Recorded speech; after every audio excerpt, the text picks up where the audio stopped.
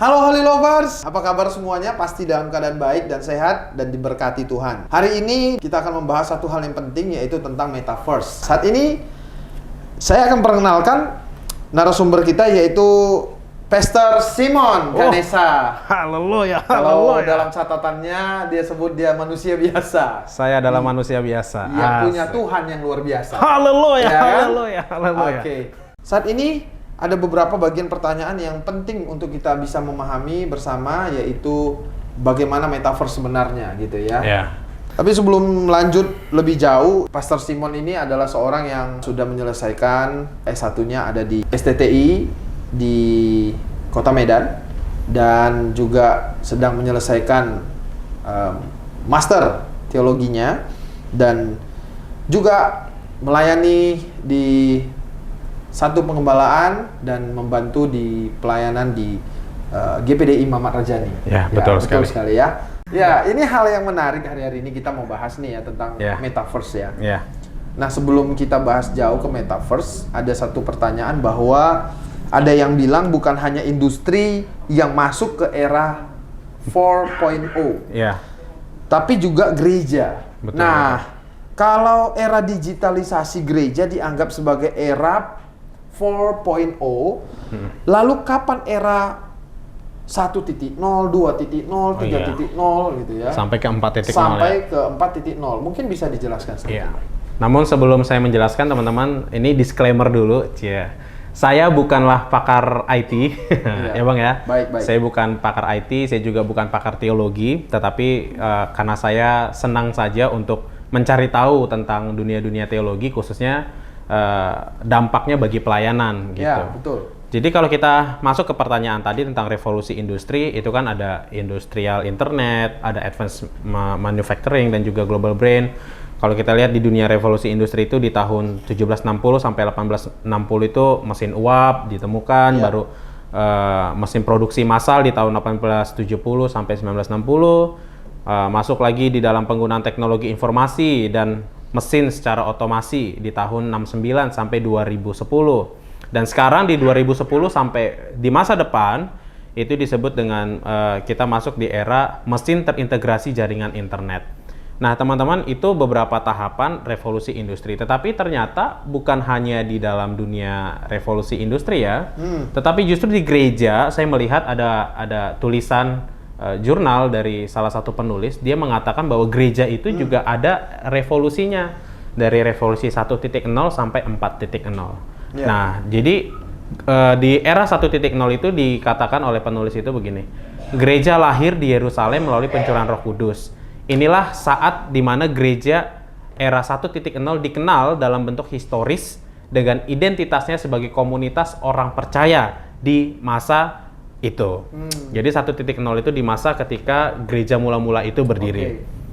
Lalu masuk di dalam pertumbuhan gereja oleh karena penganiayaan di Kekaisaran Romawi dan juga oleh sedikit Yudaisme. Masuklah gereja pada masa era 2.0, yaitu era di mana agama Kristen menjadi agama yang dominan, menjadi agama negara di Kekaisaran Roma yang dibawahi oleh Konstantinus Agung.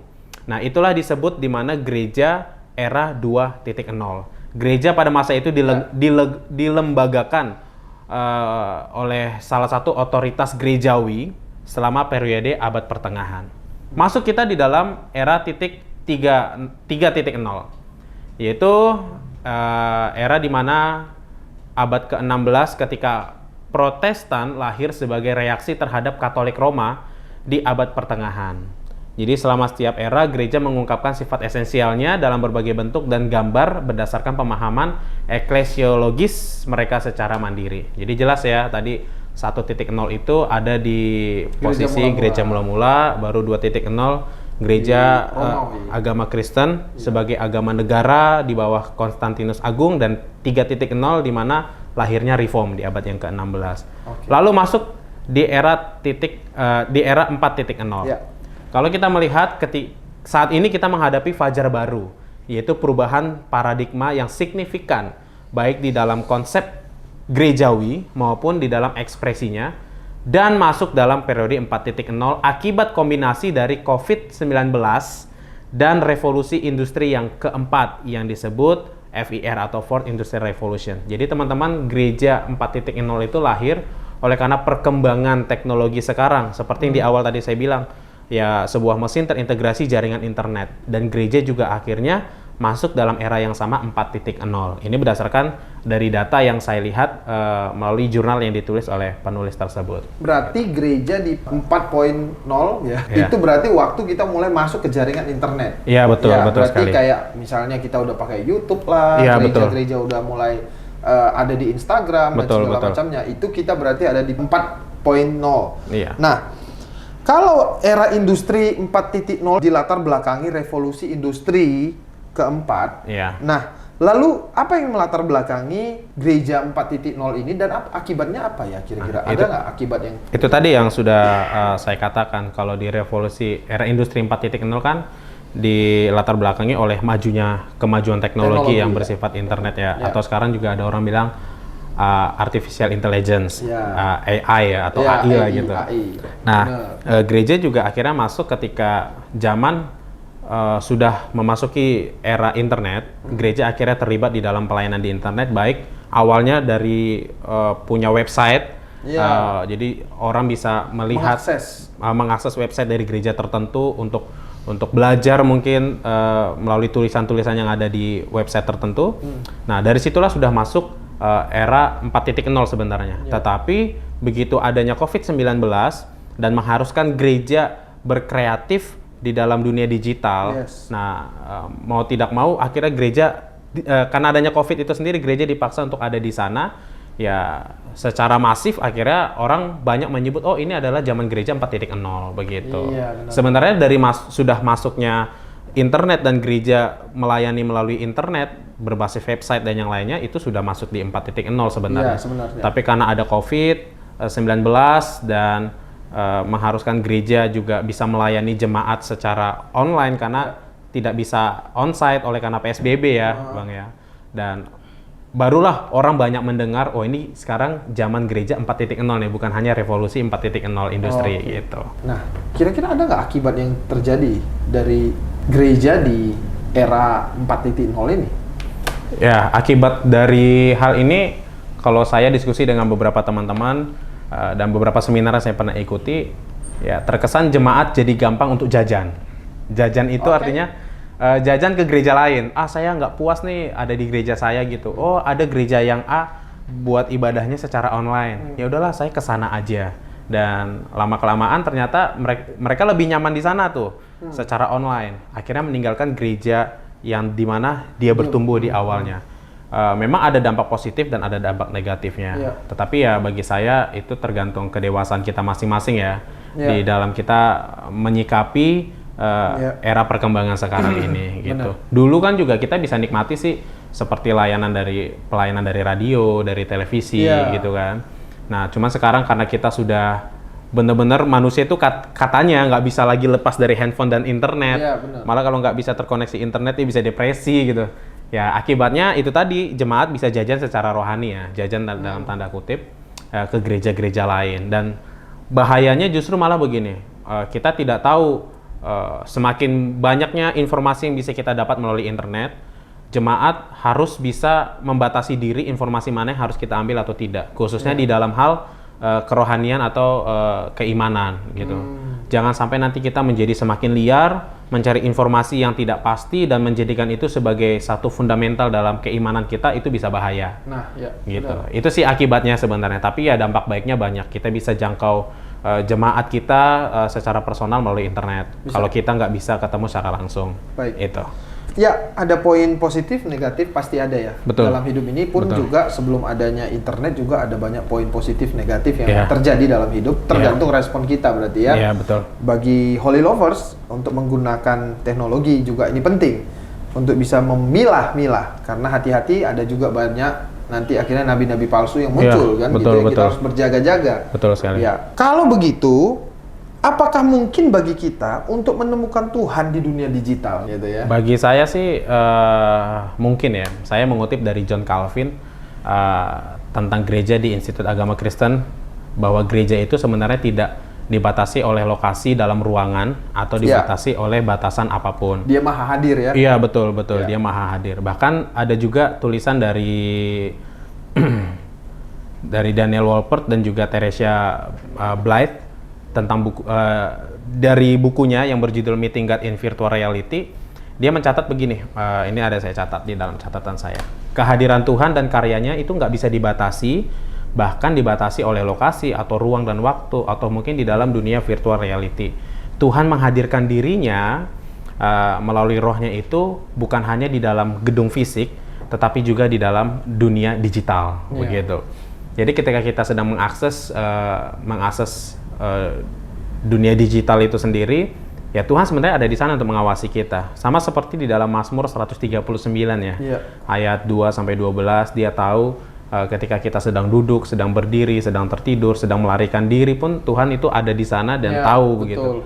Jadi apa yang kita kerjakan dalam dunia maya, apa yang kita lakukan di dalam dunia digital ini, ya Tuhan tetap ada di sana begitu. Kita tetap bisa menemukan kasih Tuhan dalam dunia digital, kita tetap bisa menemukan siapa Tuhan dalam dunia digital. Itu tadi balik seperti yang saya katakan di awal.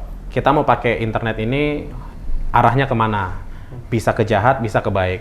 Kalau kita merasa saya ingin belajar tentang pendalaman iman kekristenan itu dari internet, atau mungkin ada gereja secara virtual yang membuka gereja metaverse misalnya, dan di sana ajarannya bagus, atau bikin komsel, bikin Bible study di dalam satu situs yang bagus gitu, dan itu live streaming, dan kita pengen ikut di dalam, itu bisa begitu, karena itu adalah hal baik yang kita inginkan, kita bisa bertumbuh di dalam iman.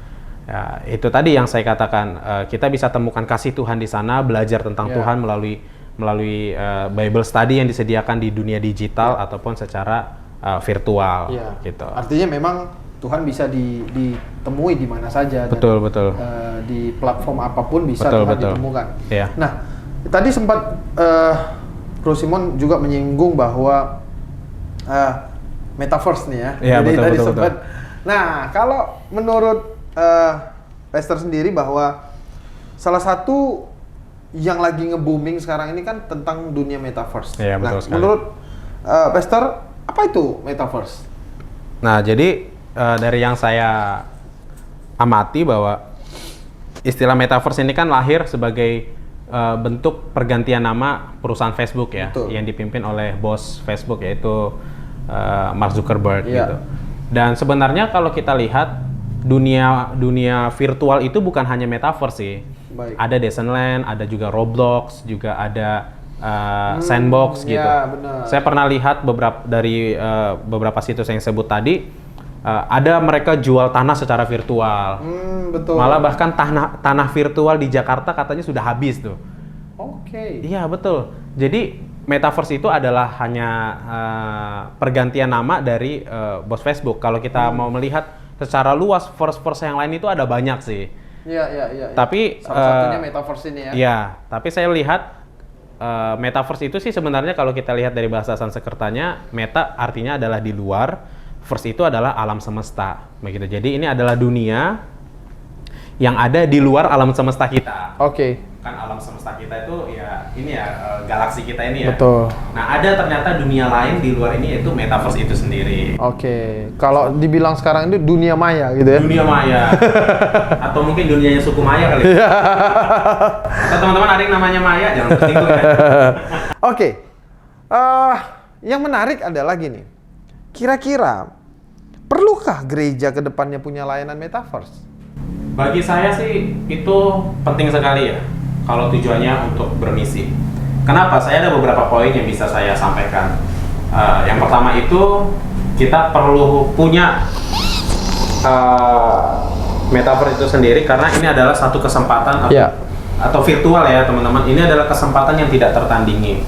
Kita bisa menjangkau orang lebih luas lagi, atau kita bisa membangun jaringan secara global dengan pelayanan gereja lain, membangun orang istilahnya bilang MOU ya, membangun kerjasama antara gereja kita dengan gereja lain melalui dunia metaverse ini. Saya pernah lihat ada beberapa gereja yang sudah membuat gerejanya dalam bentuk virtual, baik tanahnya luas, ada bangunannya gitu.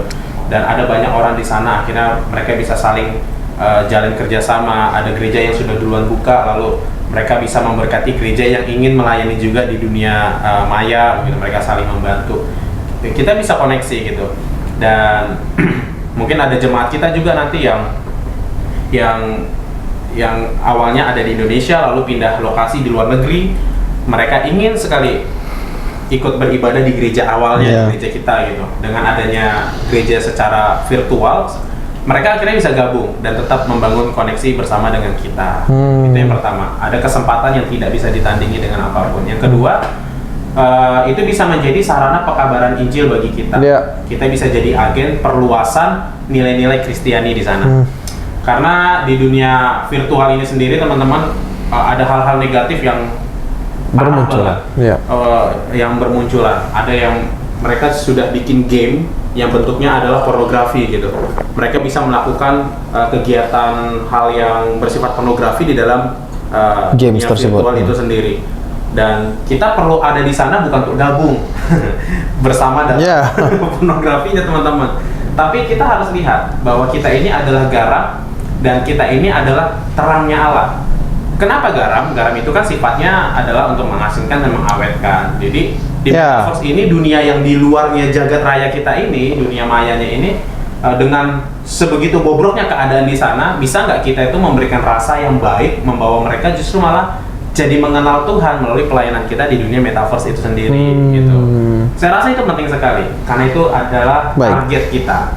Yang ketiga, yaitu bersosialisasi dan membangun relasi. Kita bisa saling mengasihi satu dengan yang lain.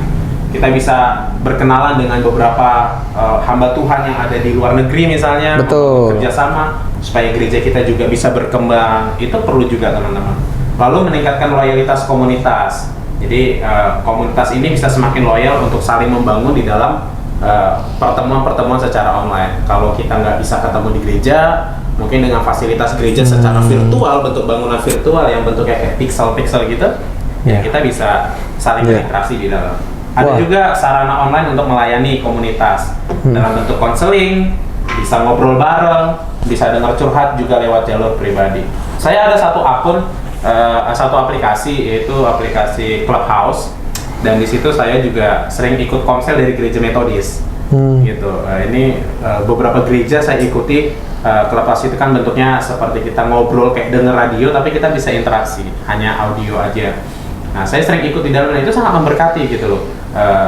Kita bisa punya teman lebih luas lagi gitu. Kita bisa saling bertukar pikiran dan menambah wawasan. Nah, bagi saya sih gereja itu penting sekali untuk terlibat bergabung, bukan hanya di metaverse tapi di dunia virtual lainnya. Entah nanti pakai akun apa namanya, terserah lah. Karena depannya akan semakin berkembang nih dunia virtual ini. Lalu yang selanjutnya adalah sebagai media survei bagi kita untuk mencari kebutuhan zaman yang sedang dibutuhkan saat ini. Dari mana kita bisa tahu kebutuhan jemaat kita atau kebutuhan zaman kita supaya kita bisa jadi jawaban atas zaman ini? Ya mungkin salah satunya dari dunia virtual itu bisa jadi sarana buat kita. Gitu sih. Baik. Wah, ini menarik ya. Ada banyak manfaat-manfaat yang terlihat, tapi nanti kita akan lebih jauh lagi untuk bahasnya. Betul. Nah, sudah adakah kira-kira untuk Metaverse Church di Indonesia? Kalau di Indonesia, saya mungkin karena belum banyak cari tahu ya, tapi saya dengar katanya di Jakarta ada mau buka ya, atau mungkin udah buka, saya juga kurang tahu. Tetapi di luar negeri itu sudah ada beberapa, kayak Life Church juga ada, terus juga satu gereja yang dipimpin oleh Pastor DJ Soto, yaitu vrchurch.org gitu, gereja VR namanya, itu sudah ada. Sudah ada ya. Dan saya pernah lihat bentuknya, itu kehadiran kita diwakilkan dengan avatar gitu, kayak kartun, masuk di dalam, kita ikut ibadah di dalam, dan tentu gerejanya kita bisa desain sesuai dengan maunya kita. Kalau misalnya di zaman-zaman dulu itu infrastruktur gereja kan dibangun dengan beli pasir, beli tanah, beli batu bata, membangun tembok, membangun tempat secara fisik yang biayanya sangat mahal sekali. Tapi mungkin dengan adanya virtual reality seperti ini, seperti yang saya pernah lihat juga, beberapa gereja membeli tanah secara virtual lalu membangun gedungnya secara virtual juga dalam bentuk pixel-pixel, dan itu bagus sekali begitu. Mungkin kita bisa ke depannya itu berfokus untuk membangun infrastruktur gereja bukan hanya dalam bangunan fisik ya, tetapi juga membangun infrastruktur gereja, memperlengkapi media begitu. Karena setiap orang itu sudah hadir di media. Menurut situs Databox yang saya akses pada 30 Maret 2022, tingkat pengguna internet di dunia itu mencapai 4,9 miliar orang terhitung sampai Januari 2022. Dan diikuti dengan jumlah pengguna internet khususnya untuk di Indonesia itu mencapai 204,7 juta pengguna internet di Indonesia pada awal 2022. Maksudnya sampai awal 2022. Artinya pengguna internet ini kan sudah semakin banyak. Setiap orang pasti menghabiskan waktunya banyak di internet. Kalau mungkin kita juga lihat dari handphone, aktivitas kita di handphone itu pasti penggunaan data internet sangat banyak. Dan penggunaan telepon genggam juga sangat banyak waktunya. Jadi penting bagi gereja menurut saya untuk kita memperhatikan infrastruktur dalam bentuk digital. Seperti bagaimana kita bisa menjangkau mereka dalam dunia virtual yang sudah kita bahas sebelumnya tadi, dan itu sangat penting sih menurut saya. Sesuai dengan beberapa kepentingan tadi, harus memiliki akun virtual atau meta church tadi yang sudah saya sampaikan. Kalau kita melihat sekarang, apakah metaverse memenuhi unsur koinonia atau persekutuan dalam sebuah ibadah? Bagaimana menurut Pastor? Istilahnya praktek gerejawi gitu lah ya, praktek gerejawi. Ya, jadi begini, secara teologi praktis seperti pelaksanaan sakramen, rasa kebersamaan, otoritas gerejawi yang misalnya kita bisa mendisiplin orang atau makna otentik sebuah pemuritan, sebenarnya ada beberapa hal yang memenuhi unsur koinonia dalam sebuah ibadah yang dilaksanakan oleh gereja virtual. Seperti yang saya katakan sebelumnya, kita bisa memfollow up jemaat kita dalam bentuk konseling kah, dalam bentuk ngobrol bareng, atau tadi pemuritan, atau juga bisa Bible study melalui virtual. Untuk kebersamaan seperti itu bisa kita bangun dalam bentuk virtual ya, khususnya topik kita tentang gereja virtual. Namun mengenai sakramen yang khusus, contoh misalnya seperti baptisan, kan nggak mungkin avatar yang mewakili kita, kartun yang mewakili kita dalam dunia itu tadi dibaptis gitu. Rasanya itu nggak akan memberi efek atau dampak kepada kita ya. Karena saya sih lebih meyakinkan itu baptisan itu kan kitanya sendiri secara pribadi. Karena avatar itu bukan pribadi. Benar. Kita inilah pribadi yang membawa diri kita, yang membawa jiwa kita, kehendak kita, pikiran kita untuk kita serahkan, percaya Tuhan, lalu kita memberi diri untuk dibaptis. Avatar itu hanya sebuah perwakilan yang mungkin aja kalau kita bosan dengan bentuk avatar yang A, kita bisa ganti model avatar yang lain gitu. Model rambutnya bisa kita ganti, bentuk wajah bisa kita ganti gitu. Dia hanya sifatnya itu abstrak, tapi kita ini adalah pribadi gitu. Kita ini pribadi. Sama seperti Allah kita yang adalah juga pribadi. Jadi lebih dia kalau misalnya di dunia koinonia yang dibangun adalah mungkin secara emosional ya. Secara fisiknya nggak bisa. Misalnya nolong orang jatuh. Nolong. Misalnya avatarnya jatuh ya. Ditolong. Terus begitu avatarnya diberdirikan ya kitanya tetap duduk kan gitu. Jadi apalagi tadi juga dikatakan bahwa rambutnya dirubah, mukanya diubah, terus yang di sini misalnya jidatnya agak lebar bisa dikecilin gitu ya. Kitanya nggak ikut berubah kan gitu.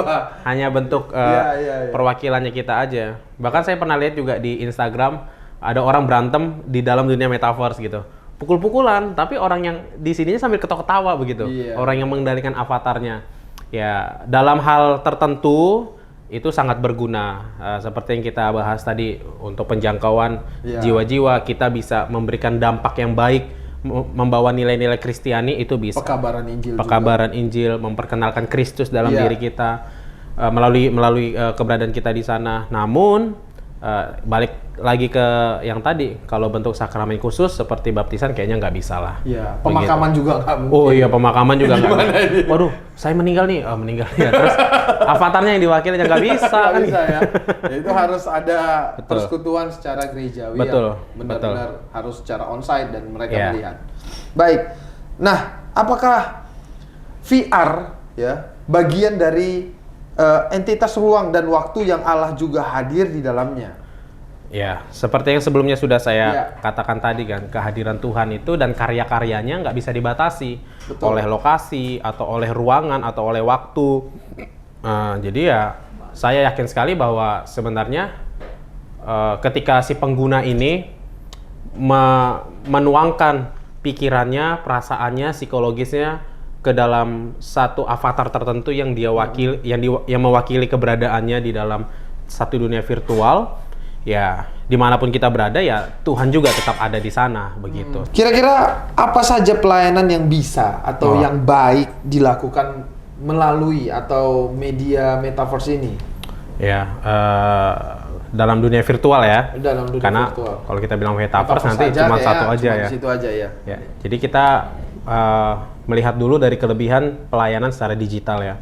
Saya ada catatan yaitu orang zaman sekarang ini memperhatikan multimedia, media sosial dan internet menjadi satu hal yang penting. Betul. Pengguna internet makin meningkat dengan sangat cepat seperti data yang sudah saya sampaikan. Informasi dapat dikirim dengan mudah, cepat dan bisa sifatnya global. Betul. Pengunjung internet tidak dibatasi secara fisik. Benar. Waktu dan jarak bukanlah masalah berkomunikasi via internet. Nah, internet ini menembus tempat yang sulit dijangkau oleh misionaris. Jadi misalnya misionaris harus pergi ke satu negara, nggak usah harus pergi ke negara itu dengan membayar tiket dan juga mengurus visa, tapi hanya dengan melalui dunia virtual mereka bisa menjangkau orang yang ada di belahan dunia lain. Benar. Internet mengalahkan birokrasi manusia, biaya produksi dan akses jauh lebih murah. Itu tadi saya bahas tentang infrastruktur. Lalu kaum awam bisa terlibat menciptakan pelayanan tanpa batas. Ya. Jadi apa saja yang bisa dilakukan, jenis pelayanan apa aja yang bisa dilakuin di dalam dunia digital ini, sebenarnya ada banyak banget gitu. Banyak ya. Orang bukan hanya di metaverse ini doang kan? Gitu. betul. Contoh misalnya teman-teman ingin punya skill gitu untuk berbagi firman Tuhan dengan baik. Ya teman-teman bisa dengan buka handphone, buka gadget yang ada, menggunakan internet, berbagi sharing untuk menguatkan teman-teman yang lain. Ya mungkin nanti orang akan nonton video kalian, mereka diberkati gitu. Pelayanan dari situ juga bisa. Atau mengunjungi teman-teman yang sedang bermasalah tapi mau ketemu, mereka dilarang oleh orang tuanya atau dilarang oleh keluarga, kita bisa kunjungi melalui bentuk virtual begitu. Kita bisa ngobrol bareng. Banyak sih hal yang bisa kita lakukan dalam dunia digital atau dunia virtual ini, tergantung kita mau memakainya untuk hal yang benar-benar, Tujuannya apa ya? Iya, tujuannya untuk menyatakan kemuliaan Tuhan atau untuk Memperbesar diri. memperbesar diri atau malah mencari hal-hal yang tidak baik begitu. Ya, kembali ada tujuan ya dari Iya, ini. tujuan. Tapi saya kembali on konteks dalam metaverse ini, yang saya perhatikan tadi bahwa kalau seseorang untuk membangun gereja secara metaverse, tidak ada larangan untuk ibaratnya tidak ada larangan karena mungkin di situ bisa menjangkau ya dalam penjangkauan pekabaran Injil ya yang saya tangkap. Tetapi juga tidak bisa dikatakan ini sebagai gereja yang mutlak karena gereja dalam hal secara konstitusinya yang begitu kompleks gitu ya. Bahwa dalam gereja juga ada sakramen dan segala macamnya. Jadi nggak bisa juga dipastikan bahwa gereja metaverse bisa menjadi jawaban untuk melengkapi sakramen gitu ya. Tapi gereja metaverse juga bukan jadi sebuah penghalang untuk kita berjumpa dengan Tuhan. Ya, gitu ya. Tapi justru kalau menurut saya pelayanan secara online itu adalah kepanjangan tangan dari pelayanan secara onsite. Oke. Jadi kalau kita nggak bisa jangkau secara ketemu langsung, kita bisa gunakan media online. Tapi media online tidak boleh menggantikan onsite. Ya, ini mungkin jadi satu quote yang harus dikunci ya. Jadi pelayanan online nggak bisa mengganti pelayanan onsite. Tidak boleh. Iya. Tidak boleh. Jadi jemaat tidak boleh begini. Saya jadi jemaat gereja virtual aja. Nggak bisa. Jadi kalau teman-teman maaf kata nih, mau menikahnya gimana? Masa iya pakai robot? Masa iya pakai avatar? Iya, pemakaman juga kan? Pemakaman. Terus keluarga, maaf kata, misalnya ada satu keluarga teman-teman meninggal dunia. Iya. Lalu ingin dikuburkan, kan nggak mungkin pendetanya dalam bentuk avatar. Iya. Mensakramenkan terus teman-teman yang gali kuburan sendiri, nyiram bunga sendiri kan nggak bisa gitu. Jadi jelas tadi saya bilang ada batasan. pelayanan secara online tidak boleh menggantikan onsite. Nah, Tidak boleh. tidak boleh. menggali. Ya, oke. Online itu hanya kepanjangan tangan dari onsite dalam hal tertentu seperti misi, lalu pelayanan konseling dan lain sebagainya. Ya. Itu. Baik, ini mungkin jadi akhir dari pembahasan kita bersama Pastor Simon, dan mungkin ada closing statement yang mungkin disampaikan oleh Pastor Simon sebelum kita mengakhiri podcast kali ini. Ya. Saya persilakan. Oke. Jadi teman-teman, dunia virtual reality ya adalah ladang misi yang sangat luas karena 97% pengguna adalah non-Kristen kebanyakan. Ya. Non-Kristen ini bukan berarti satu agama tertentu. Ada yang bahkan menganggap Ateis. dirinya tidak mempunyai agama, Ya. bahkan tidak percaya Tuhan dan lain sebagainya. Di luar dari kekristenan, ternyata 97% pengguna internet ini adalah orang-orang yang tidak Kristen gitu maksud saya. Jadi ini adalah ladang yang sangat luas. Kalau ada ayat Alkitab bilang ladang telah menguning, siap untuk dituai. Sekarang kita sebagai hamba Tuhan, sebagai pelayan Tuhan, sebagai gereja Tuhan, ya harus memikirkan hal ini. Bagaimana ladang yang sudah menguning di dunia virtual ini bisa kita tuai. Begitu tadi, melalui infrastruktur yang sudah kita bangun di gereja kita masing-masing. Saya berbicara ini bukan karena saya punya gereja yang besar atau seperti apa, saya hanyalah manusia biasa teman-teman, asik. Saya punya Tuhan luar biasa. Betul. Saya hanyalah manusia biasa yang Asik. bukan siapa-siapa, tapi saya giat di dalam dunia internet, bukan giat untuk saya membuat diri saya kacau, enggak, tapi saya ingin melihat bagaimana sih, seperti yang saya katakan tadi, saya survei tentang kebutuhan zaman sekarang ini apa gitu. Kebutuhan gereja sekarang itu apa. Karena itu tadi, melalui dari COVID-19 yang menyebabkan gereja harus membatasi jumlah kehadiran jemaat. Walaupun sekarang kita sudah bisa ibadah, tapi kan tetap dibatasi jumlahnya. Bagaimana orang yang tidak bisa datang ke tempat kita tetap bisa kita bangun persekutuan dengan mereka agar mereka tidak pergi kemana-mana, ya melalui pelayanan online. Dan itu perlu diperhatikan dengan saksama oleh beberapa gereja dan hamba-hamba Tuhan yang ada. Pakailah pelayanan digital ini atau virtual reality ini sebagai satu pelayanan yang dianggap penting juga, karena ini adalah ladang misi yang harus kita perhatikan. Itu dari saya sih, teman-teman. Puji Tuhan. Jadi terima kasih buat Pastor Simon yang luar biasa. Oh, haleluya. Ya, saya sangat diberkati, dan mungkin ini juga sedikit pengetahuan buat kita, apakah gereja Metaverse atau sekarang ini Metaverse Church yang sedang banyak dibahas, apakah di Indonesia seperti apa, gimana, dan segala macamnya. Tetapi beberapa hal yang penting kita perhatikan bahwa gereja online adalah perpanjangan tangan dari gereja yang onsite. Ya, betul. Ya, dan tidak bisa menggantikan gereja onsite. Tuhan Yesus memberkati kita semua. Kabarkan Injilnya, selamatkan jiwa. God bless you.